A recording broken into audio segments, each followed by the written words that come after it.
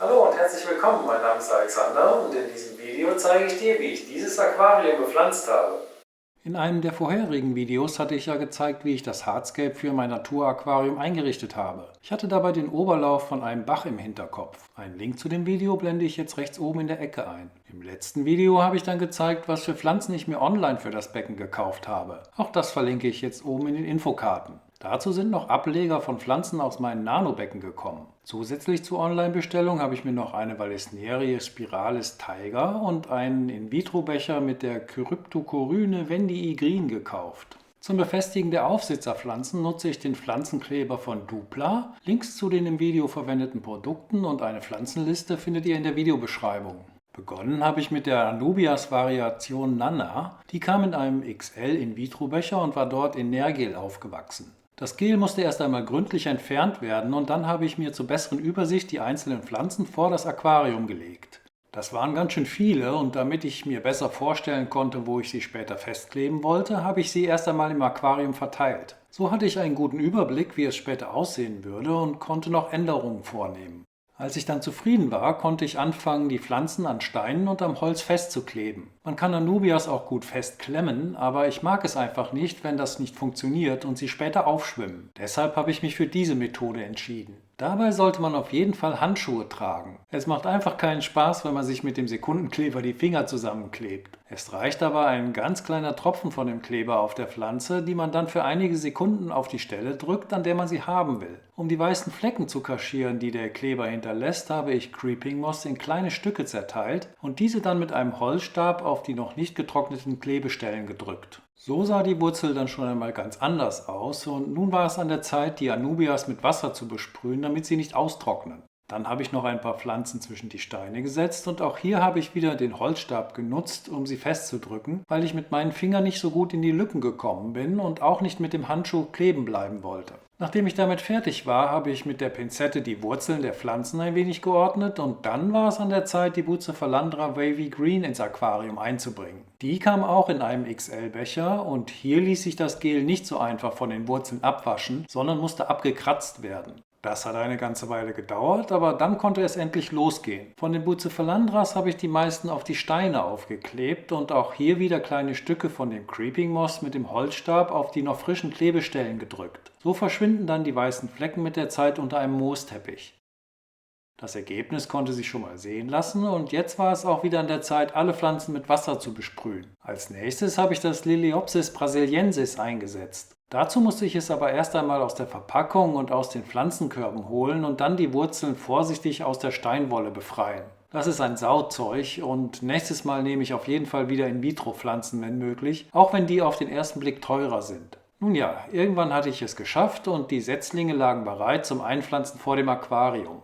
Die kamen dann auf die große freie Fläche im Strömungsschatten der Wurzel und sollen dort eine Art Wiese bilden. Das Ganze soll ja den Uferbereich von einem Bachlauf darstellen und das Gras wird bei Hochwasser überspült und danach fällt es wieder trocken. Ich habe die einzelnen Triebe mit der Pinzette möglichst tief ins Soil gedrückt. So schwimmen sie später nicht so leicht auf, bilden die Ausläufer eher im Bodengrund als darüber und wachsen schneller und dichter zusammen. So wenigstens die Theorie.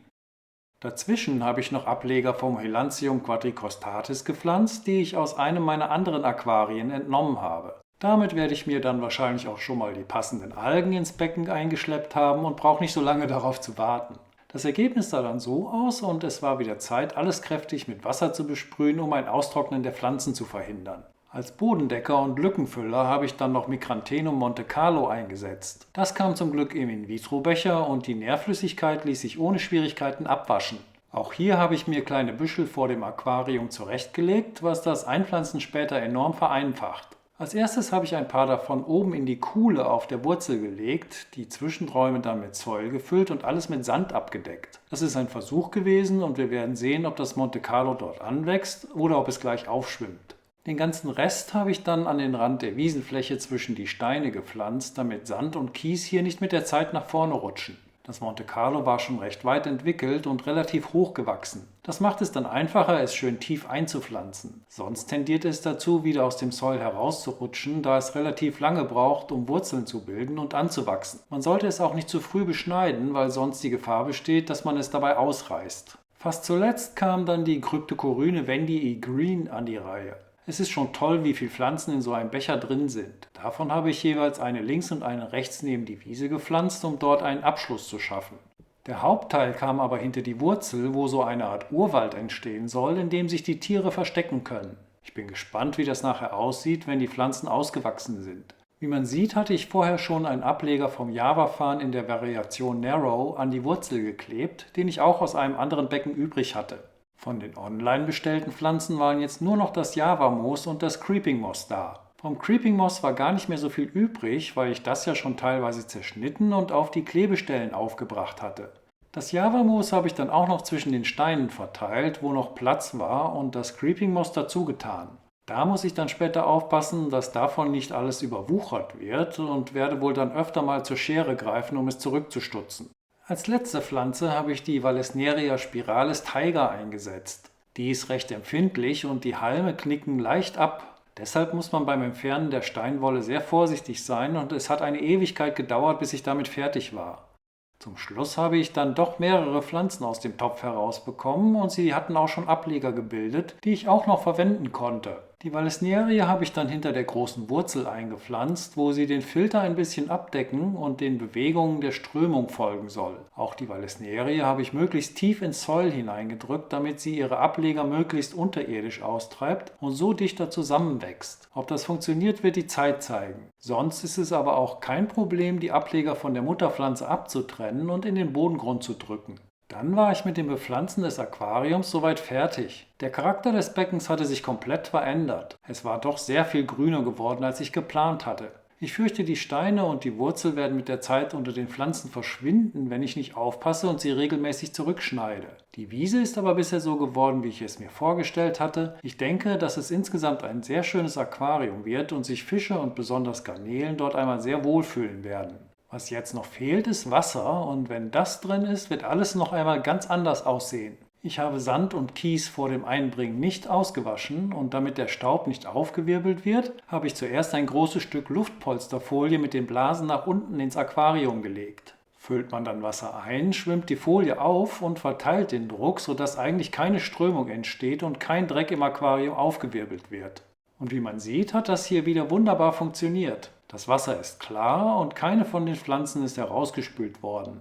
So hat mir das Aquarium schon einmal sehr gut gefallen, und jetzt war es an der Zeit, den Filter in Betrieb zu nehmen. Ich hatte den dafür vorgesehenen Schwamm schon fast 2 Wochen in einem anderen Becken an den dortigen Filter angeschlossen, um ihn vorweg ein wenig einzufahren, damit sich die ersten Filterbakterien bilden. Man sieht hier, wie beim Zusammendrücken des Schwamms schon ordentlich Mulm herauskommt, mit dem dann das ganze Becken sozusagen mit den Bakterien angeimpft wird. Die Trübung ist dann ganz schnell wieder weg, sobald der Filter in Betrieb ist.